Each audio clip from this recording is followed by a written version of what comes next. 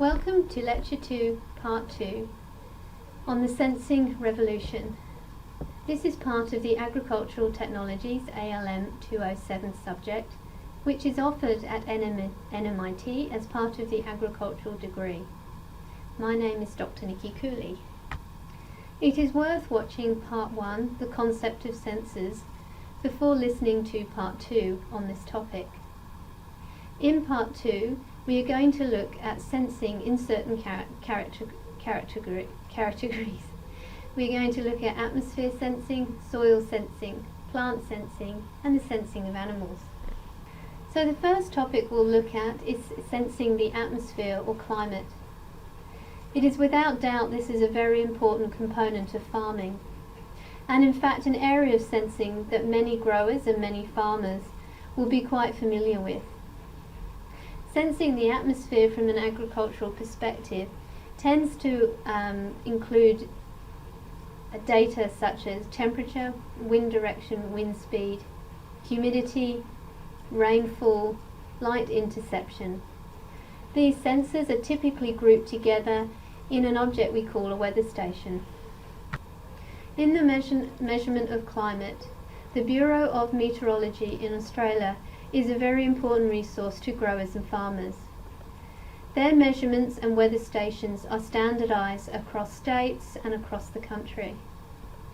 Not only do they measure all the important components of climate, but they also offer prediction services. These will go in the next 24 hours, the next 3 days, the next 7 days, and so on.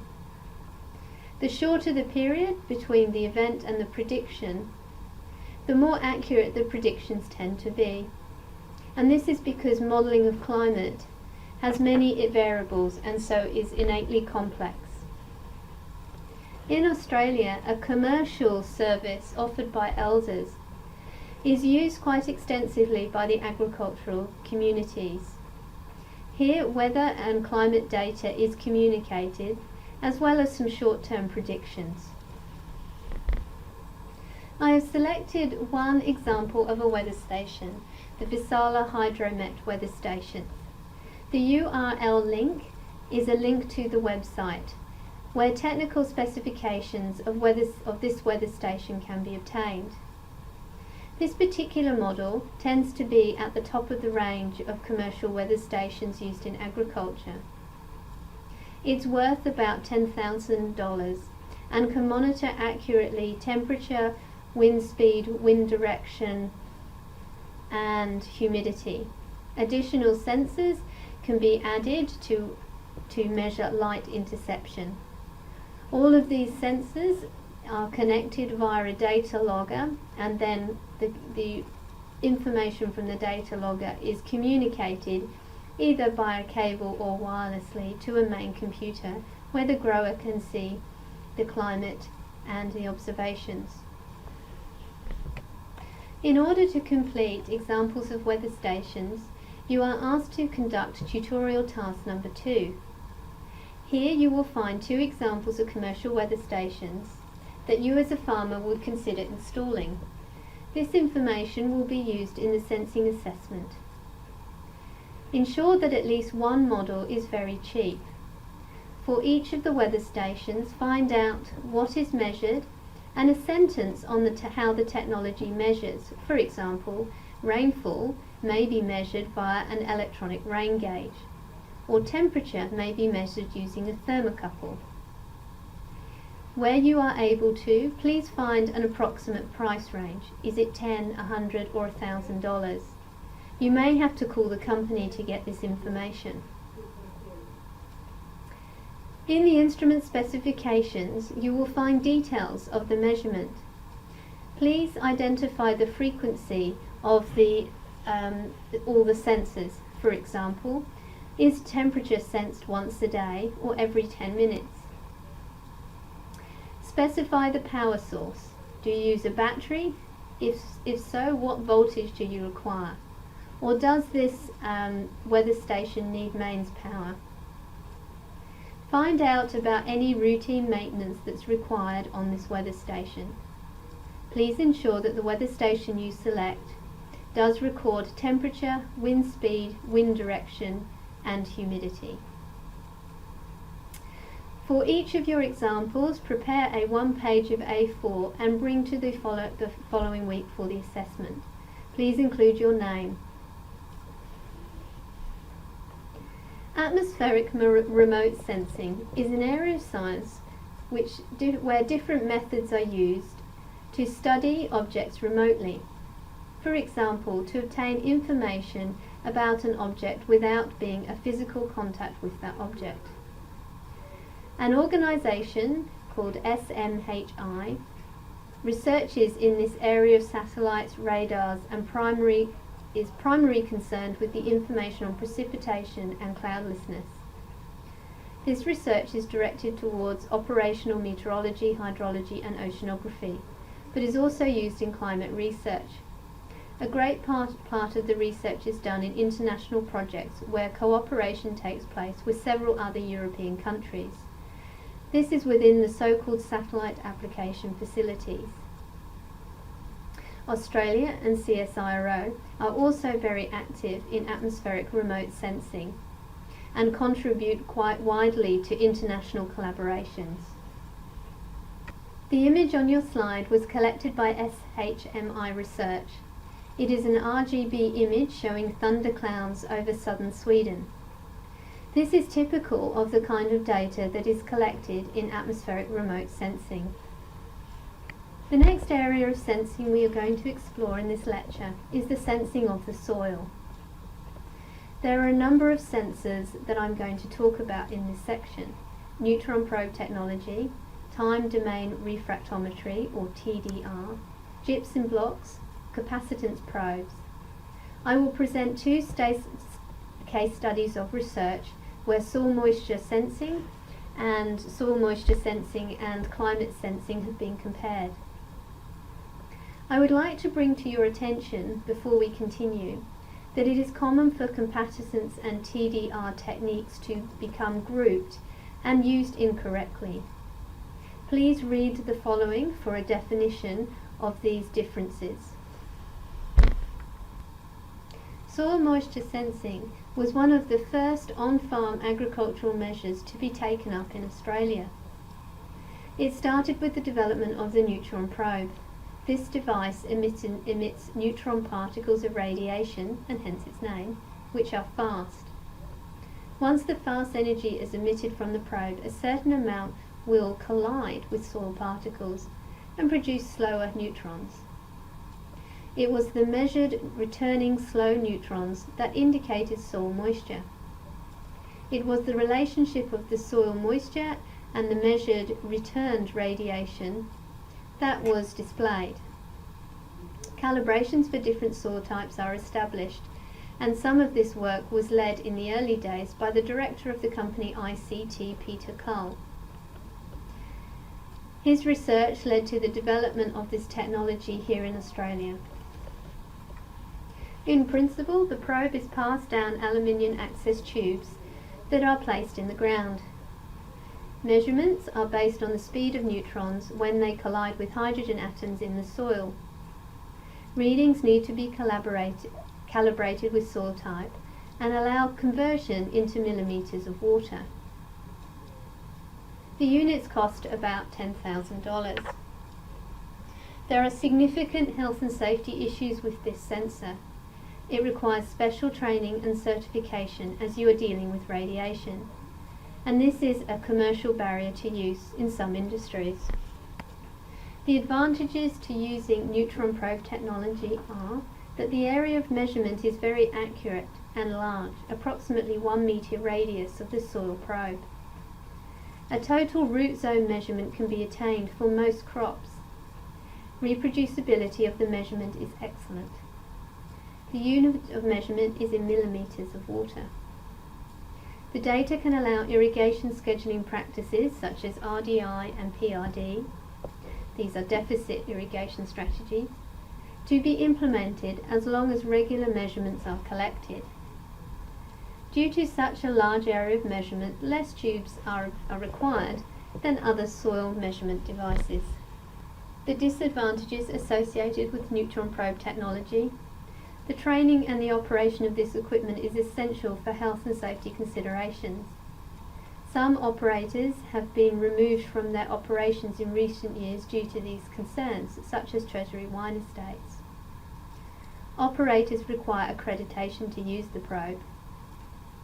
If you are employing a consultant, you may have to engage in regular readings for your irrigation practices. This can become expensive. The probe accuracy is questionable in the top 100 mils of the soil surface, limiting some of the shallow or early crops. Another technology you may come across in the measurement of soil is time domain refractometry, or TDR for short. It measures the soil water content and bulk electrical conductivity. It was developed by Trop and Dalton in the 1980s after a number of publications. The technology is based on a probe being placed into the soil.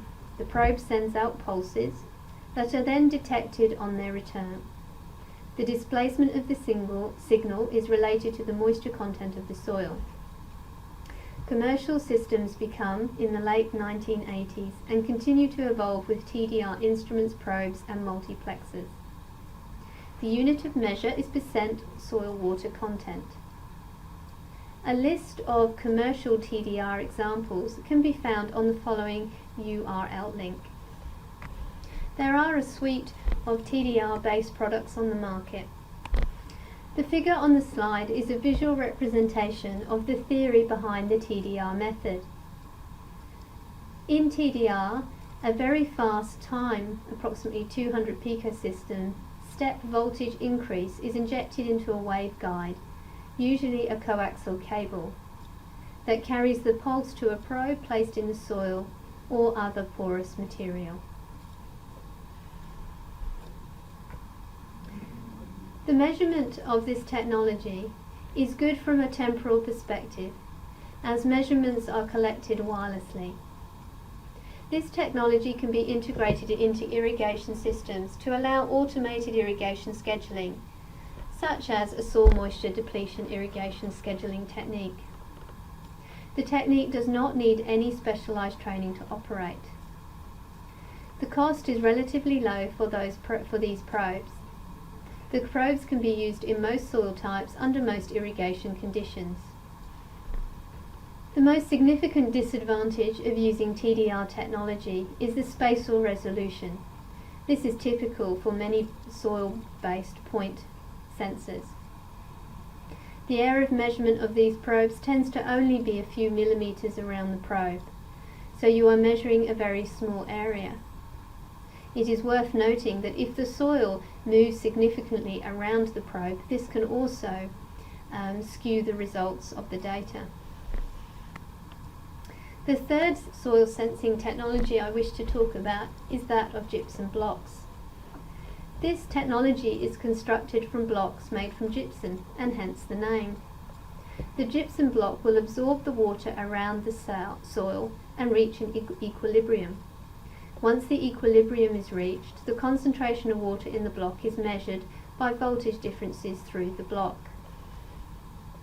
It is important, while conducting equilibrium of the block, that measurements are not conducted, as at this point they will be meaningless.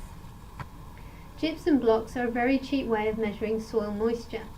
This allows for more units per block than other methods of measuring soil moisture. It gives the unit as available soil moisture.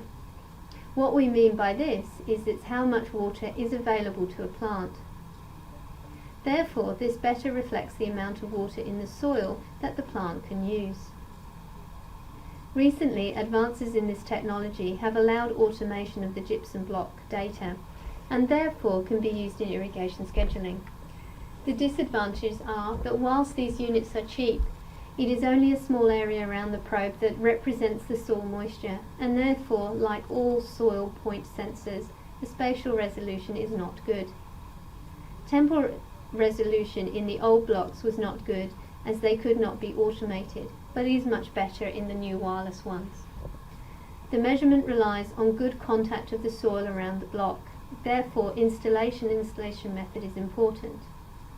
If the soil contains complex clays, this can be a problem. If the soil moisture is very low, this can also be a problem. The viticultural industry finds it difficult to use gypsum blocks for this reason. Calibrations of this data are required. In tutorial task 3, find an example of a commercial gypsum block sensor. Define the units of data, i.e. percent soil water. Define the price range per unit or sensor, 10, 100, 1000. Define the data collection protocol, logger, wireless or manual.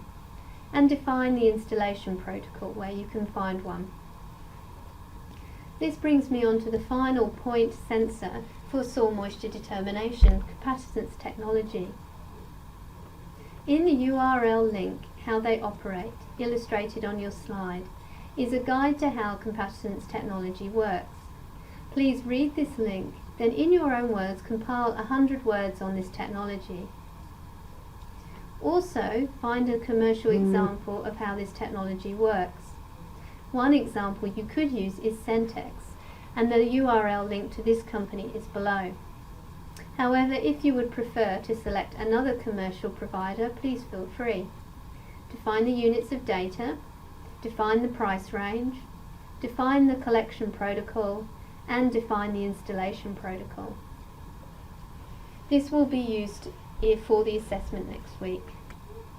Another form of sensing has the name EM38 sensing.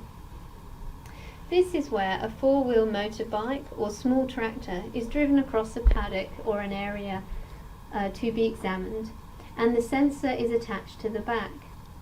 This collates continuous information about the block.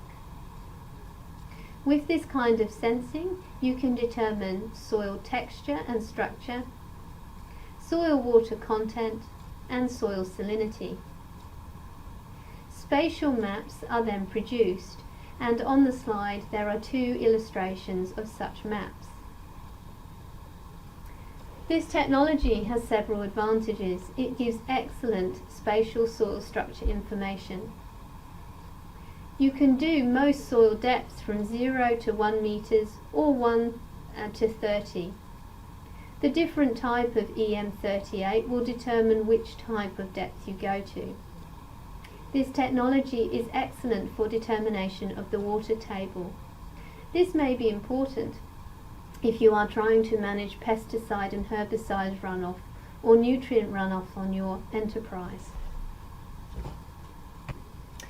There are some disadvantages to EM38 sensing. It's expensive to run and operate. You tend to require a consultant to obtain these measurements. An average farm will cost around $1,000, although this does vary greatly depending on the farm area and the cost of the consultant. To determine soil moisture characteristics, if you're using this technology, you tend to have to repeat the process several times. Some technical understanding of the data is required by the farmer in order to use the information correctly, and this is not always provided by the consultant. Now I'm going to present a case study developed in horticulture. This is based on work that myself and other colleagues at the University of Melbourne conducted as part of a Science and Technology Innovation funded grant. The objective of this research was to increase irrigation productivity from improved quality, value of horticulture and viticultural produce in the application of real-time automated irrigation. In this case study, we selected Pink Lady apples and looked at their commercial value of produce. A comparison of standard manual irrigation practices was conducted and compared to a real-time closed-loop automated irrigation. What we mean by real-time closed-loop automated irrigation is that the data was collected in real time, that there was a loop of information, that is, history informed the data. And the automated component is that irrigation solenoids were turned on and off based on the algorithms that was obtained from the data collected and the levels that we developed. The figure on the slide demonstrates the success of real-time closed-loop automated irrigation practice that we were able to conduct and perfect. We have soil moisture at 40 centimetres, which was recorded. The thin black line shows what the recordings of the soil moisture was throughout periods of the growing season. The black line at the top demonstrates the maximum soil moisture, and the black line at the bottom demonstrates the minimal set soil moisture. We wrote algorithms and developed calibrations that were specifically set up for our crop. The red line indicates the automated irrigation events.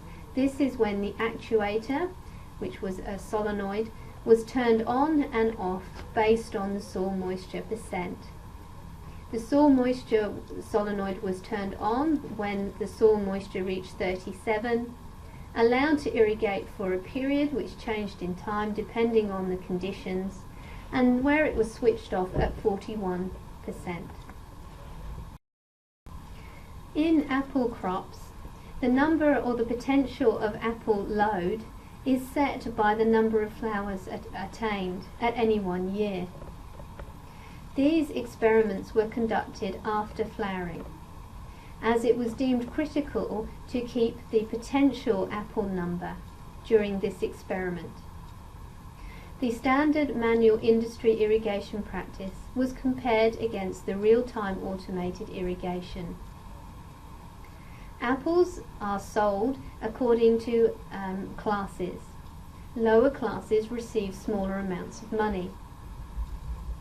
Our industry standard produced a lot of low class, i.e. 2 cents an apple classes.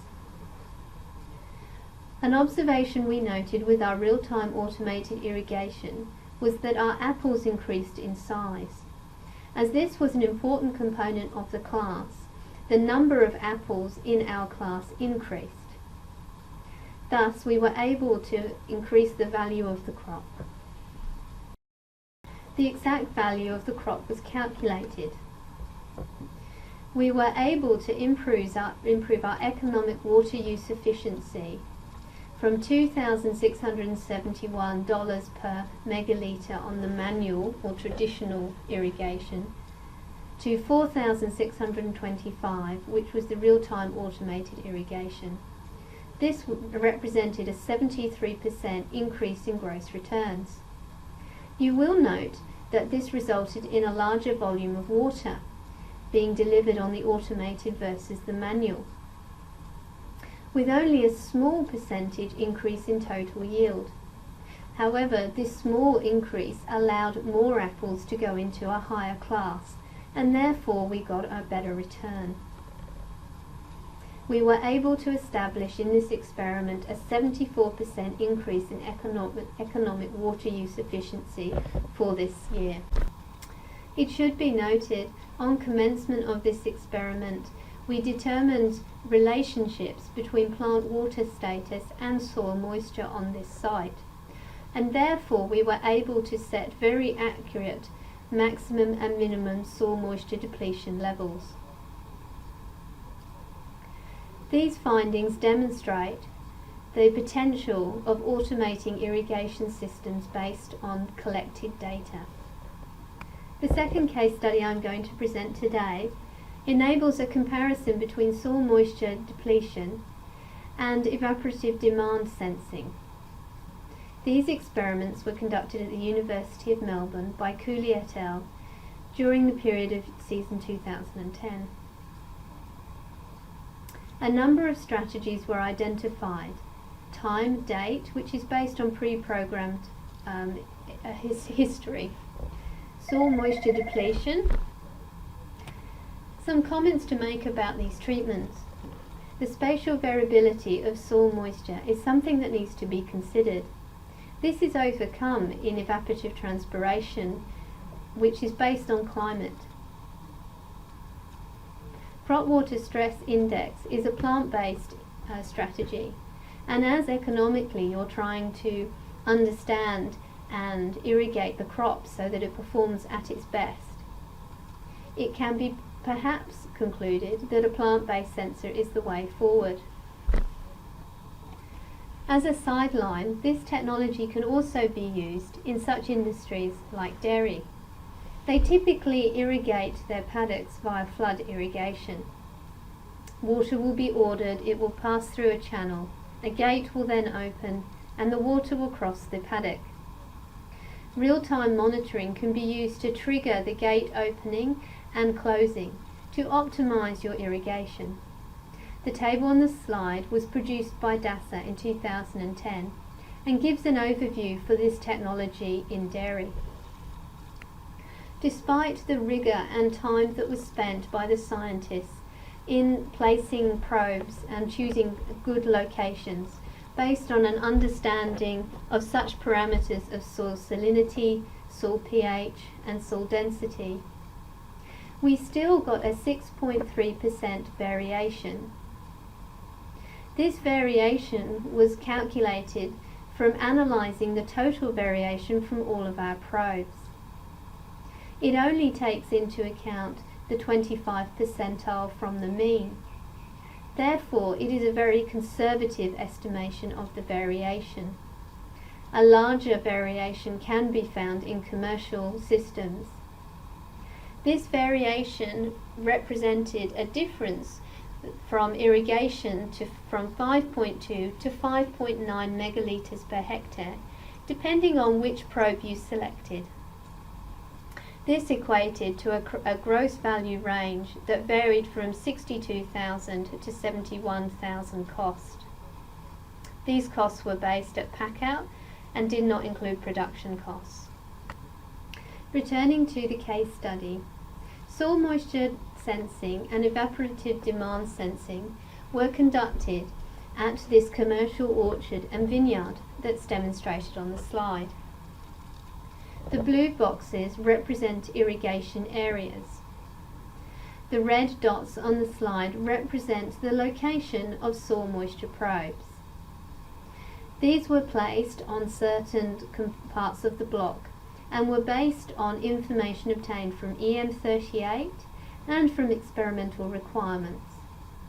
The green probes are probe locations that have been used in this orchard and vineyard for many years. Some facts worth noting about soil moisture measurement. In this example, the orchard vineyard area summed 25.05 hectares. The commercial soil moisture monitoring area was about 0.02%. The experimental soil moisture monitoring area, which comprised of many soil moistures, only totaled 0.25% of the area. Evaporative demand was based on a weather station located in the centre of the farm. Evaporative transpiration represents 100% of the area, because in this microclimate it is fair to assume that the evaporative transpiration demand does not vary over the site. Different crops require different soil moisture depletion categories. For example, apples operate best if they don't experience water stress, while periods of growth that grapevines go through produce a better composition of their berries if they do receive a deficit irrigation. So we address the question, could deficit irrigations be applied using this technology? The answer is yes. When a 90% soil moisture depletion was applied to a Shiraz crop and compared to a full moisture depletion, we saw that the number of irrigation events increased, the volume per irrigation decreased compared to the full moisture irrigation. The soil moisture depletion was compared to the transpirational demand. This was an irrigation scheduling procedure that we based on the concepts of ET, or evaporative transpiration. where evaporative transpiration is the loss of water from a vegetative surface through the combined process of soil evaporation and plant transpiration.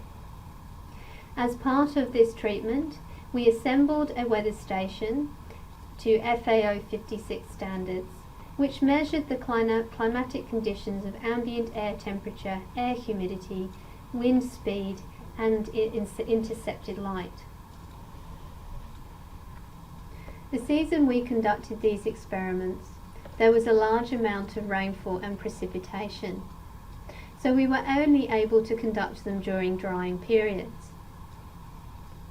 We did, however, during these dry periods, demonstrate there were differences between irrigation automated by evaporative transpiration and irrigation delivered by soil moisture depletion. The figure on the slide demonstrates these differences. Soil moisture depletion is recorded and is shown by different colours of lines going across the figure. At the base of both of these graphs are both red and blue columns. The red columns represent rainfall, while the blue columns represent irrigation applied. The soil moisture depletion had less irrigation events, 2 in the period illustrated, but they were a greater volume than the evaporative transpiration, where 3 irrigation events of a smaller amount of water was delivered. Irrigation was triggered on an 8 mm accumulation. Due to the season that we conducted these experiments, we weren't able to demonstrate yield or quality parameter increases in this technology. But we do believe in the periods that we were able to deliver the irrigation strategy that it does show the potential for differences in both yield and quality as the number, the frequency and the amount of irrigation events vary. That brings us to the end of this case study.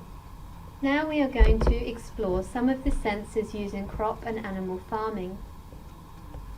In plant sensing, we are going to look at pressure bombs, sap flow and plant temperature. In animal sensing, we are going to look at the sensing of cattle. Let us start by looking at the pressure chamber. This is an instrument that measures plant-based water potential. It is a point sensor. It costs somewhere between $100 and $1,000 per unit, depending on the characteristics and requirements of that unit. The location of the sensor can vary depending on the information required. It can be used on the stem and or the leaf. In most aspects, there's manual data collection and it has not been automated. There is some technical knowledge is required, both in the data interpretation and understanding the time of collection. If you collect during the period of midnight to sunrise, you are measuring pre-dawn water potential, and this reflects the water content of the cells. However, if you are making this measurement during sunlight hours, you are typically measuring both cell water content and transpiration, which is the movement of water through the plant. If you are measuring during this period, it is optimal to measure when photosynthetic rates are at their optimum, which tends to be midday in most countries. If you are using a pressure chamber, it is important to understand the operational range required. Crops such as vegetables require a low operational range, while crops such as eucalypts can be very high. Most agricultural crops go up to 25, so this is a good range. There is a health and safety issue with this equipment in that it can deliver at what's called a blunt force trauma and can act as a missile. The leaf and stem selection are important. If you are selecting sunlit leaves, you are showing photosynthetic active leaves, while if you select shade leaves, you are measuring non-photosynthetic active leaves. Hamlin-Jones has done some experiments on potatoes where he believes that shade leaves show a more representation of what the whole plant is doing. Stem measurements are believed to be very integrative of the plant. The disadvantage of this technology is that it requires a loss of plant material. That is, you have to destructively sample the material so that it can be measured. The image on the slide shows one such commercially available pressure chamber. This is supplied by ICT. If you read the link below, you can find out more operational details of this equipment. A set of experiments was conducted by Grenier in 85 and 87, and a sap flow measuring system was developed from these experimentations.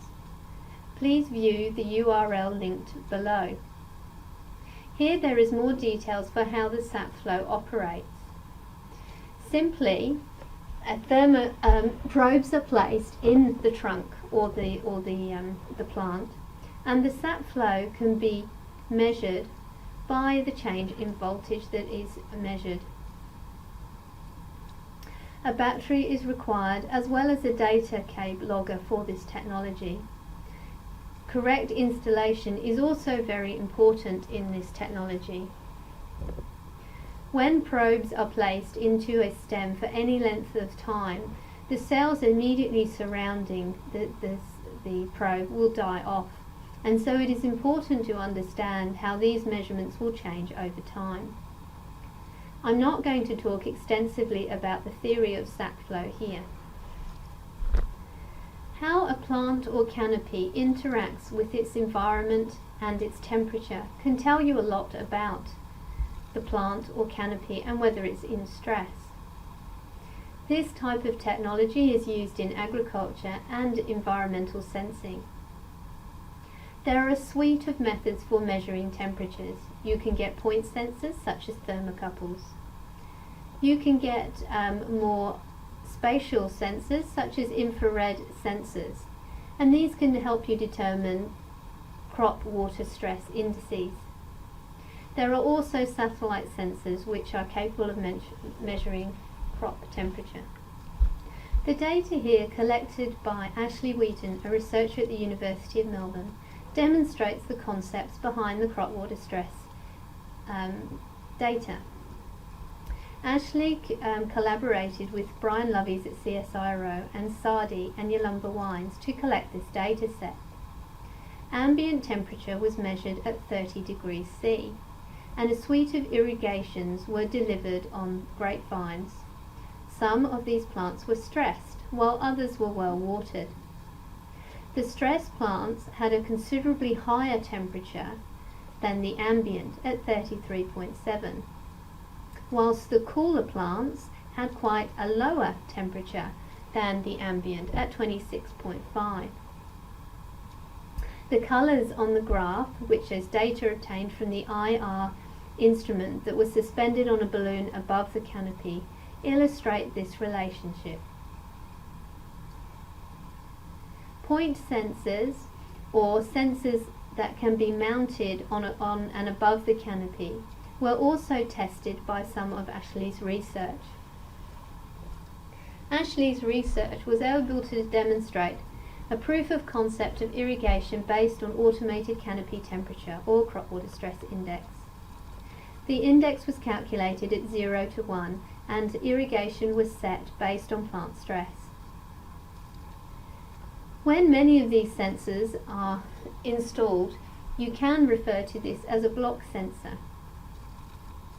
It is a direct measurement of plant stress, which gives us a significant advantage over many other sensors which are an indirect measurement of plant or plant stress. There are many steps of commercialization before this is widely available.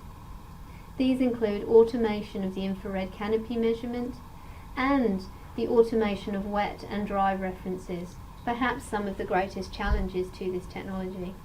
The development of this new thermal sensing has the potential to demonstrate water productivity and profitability increases. The question I pose to you is the future of irrigation not one sensor, but a suite of sensors where you can combine the strengths of all of these sensors? It might look like combining soil moisture depletion with evaporative transpirational demand and crop water stress index is a way forward for the future. The following is a table that I'd like you to study. This demonstrates a number of measurements, the description of that measurement, and gives some details about its sensing, whether it's a spatial or temporal sensor, whether it can be automated, and if the data can be gathered in real time, and some additional information. Please study this for the assessment next week. I wrote an article termed Smarter Irrigation Technologies in Horticulture and the Nut Industries. This will be on Moodle. Please read through this paper for an overview of this research. The sensing and sensing of plants is moving into a greater audience other than just agriculture. The example made by Parrot Flower Power is of a wireless sensor used to measure sunlight, soil moisture, temperature and fertilizer. This sensor was developed by an audience of what they call eco-geek. That is, those growers at home that want to become more efficient with their resources. To conclude this section on plant sensing, I found a very good review, a Grower Guide to Plant-Based Guide to Irrigation Sensing. Please read this guide. The URL link is on the slide. This brings us to the end of the examples of plant sensing. We will now look at the examples of animal sensing. Large farms are in a requirement of better control of their systems and to monitor cattle in open area and improve efficiency in milking processes to maximize the number of milking sessions for each cow in a single day. From these requirements, the development of livestock sensing has evolved. The applications include a live fence mechanism in which cattle that cross the farm zone will get an electric shock to prevent it to leave the premises. This provides the farmer with a better control on his herd. Wireless sensors are deployed in several ways, either as static networks deployed, measuring soil moisture, cow movements, etc., or even mobile sensors, which are deployed on individual animals, monitoring animal behavior, health, temperature, disease, etc. On the slide depicts an illustration of one such sensor. This sensor is measuring a cohort of parameters on the cow, such as temperature and movement. It is powered, you will note, in part by solar panels. And there is a radio receiver that sends or communicates the information from this sensor. Sensing of cattle is playing a vital role in agricultural research. For example, CSIRO have a number of projects to monitor animal behaviour with the potential for improving livestock management tools. This technology allows scientists to monitor livestock remotely and social interactions, as well as the spread of disease and calf development. For more details on this research, you can obtain them on the URL link shown below the image. One of the most important components of livestock sensing is the National Livestock Identification System. This is based on RFID. RFID is radio frequency identification. This is a wireless, non-contact use of radio frequency electromagnetic fields to transfer data. The purpose of this is to automatically identify and track tags attached to the objects. The tags are controlled electronically and they store information. The tags are powered and read at short ranges, several meters, via magnetic fields or electromagnetic induction. Please stop this lecture and take time to read the following abstract from the paper Emergent Sensing of Complex Environments by Model Animal Groups. The following video, where the URL link can be found on the screen, demonstrates use of RFID. This is a YouTube video of the application of this technology. Another use of RFID is being used in Scottish cattle. The YouTube video outlines some of this technology. Please stop this video and watch this now. This brings us to the end of Lecture 2 on sensing. In summary, I hope you have a general sense and understand the concepts of sensors, the importance of their interfaces and the issues of data collection. I hope in future you will think about why you are sensing. The information that you require, is it temporal or spatial? Do you need a point or an area sensor? I cannot express or emphasize enough that every sensor is a compromise. Therefore, you must understand the advantages and disadvantages and pros and cons and weigh them up to the management component you are trying to obtain. Compliance and standard platforms are necessary. For this technology to operate, compliance and standard platforms are necessary and essential. This gives you confidence in the data and allows standardizations across sensors and across sites and across farms. I hope by the end of these lectures and by completion of the tutorial task, you are able to give examples of sensors that you can use to sense the atmosphere, the soil, the plant and animals. Please note, there are many sensors, and this is just an introduction or snapshot of some of those available. Thank you.